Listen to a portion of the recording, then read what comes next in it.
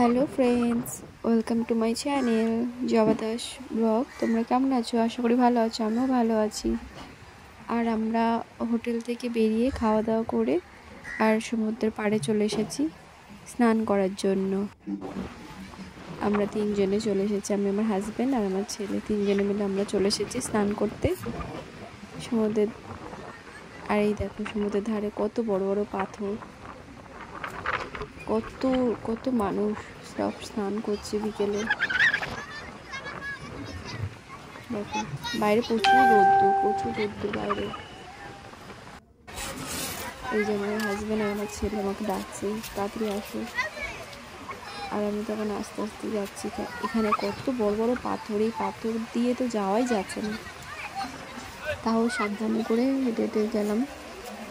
আসার সময় তো একটা আন্টি পড়েই গেছিলেন, আমি আবার আস্তে করে ওই পাথরের উপরে বসিয়ে রেখেছিলাম। দেখো কত লোক চারিদিকে, সবাই যে যার মতন করে স্নান করছে, আনন্দ করছে। কত সুন্দর লাগছে না জায়গাটা।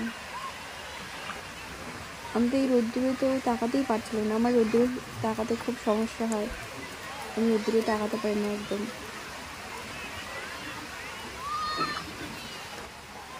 তো আমি কোনো রকমভাবে ভিডিওটা করেছি যে আমি যাচ্ছি জলে আস্তে আস্তে, সমুদ্রে নেমে পড়েছি, সবাই স্নান করছে।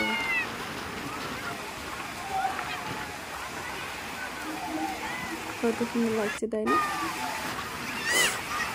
তোমরা কারা কারা এই সমুদ্রে আনন্দ করেছো দীঘায় এসে আমাকে একটু কমেন্ট করে জানাতে হয়। যদি আমার ভিডিওটা ভালো থাকে প্লিজ সাবস্ক্রাইব করে পাশে থেকে।